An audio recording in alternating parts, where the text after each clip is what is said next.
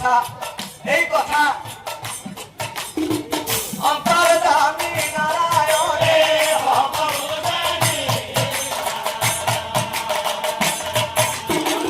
অন্তর্যামী নারায়ণে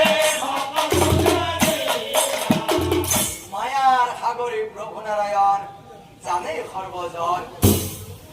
মায়ার সাগরী প্রভু নারায়ণ জানে সর্বজন মায়ার বলত প্ৰভুই নাৰদ মুনিৰ আগত সুন্দৰ গাঁও এখন কৰিলা আশ্ৰজন মায়াৰ বলত নাৰদ মুনিৰ আগত প্ৰভুই সুন্দৰ গাঁও এখন কৰিলা আশ্ৰজন আৰু এই কথা নেজানি নুবুজি নাৰদে কৃষ্ণৰ মায়াত পৰি ঘূৰি নাৰদ মুনি সেই গাঁওখনত উপস্থিত হৈ আৰু এনেকৈ ঘূৰি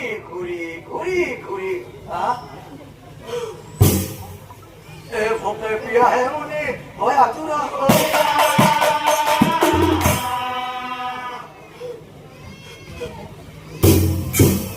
ঘৰত কোন আছা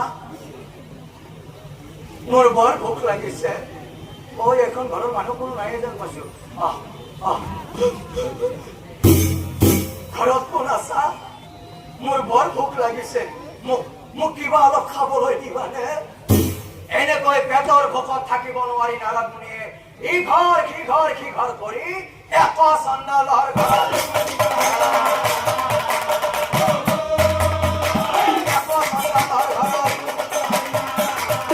আৰে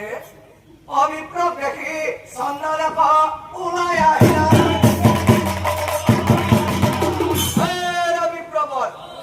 তাতে দুৱাৰ মুখত ৰৈ থাকিব লাগে নেকি আহক ভিতৰলৈ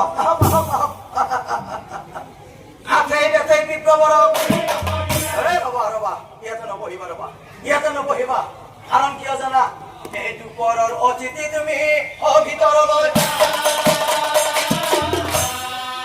এই দুপৰৰ সময় তোমাৰ বোধহয় ঘূৰি বহুত ভোক লাগিছে আৰু সেইকাৰণে মই কৈছো খোৱাৰ যোগাৰ কৰো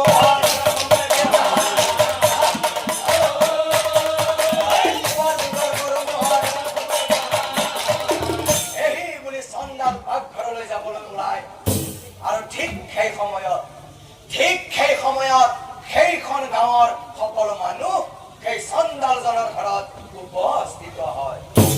আৰে তাকৰ সেই চণ্ডালে হয় আচৰিত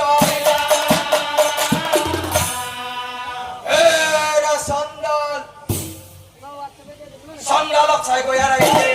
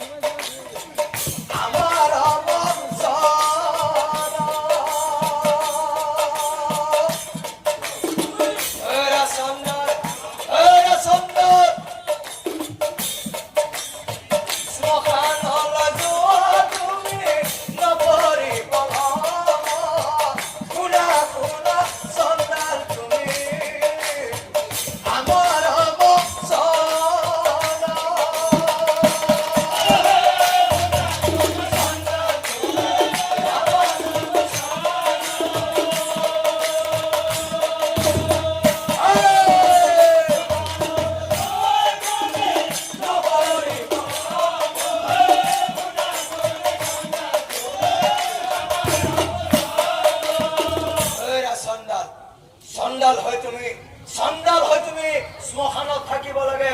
তুমি অতিথিৰ লগত মেল কৰি ঘৰত বহি থাকিব লাগে অতিথিৰ লগত মেল কৰি ঘৰত বহি থাকিব লাগে তুমি গম পাইছানে নাই এই মৰা হয়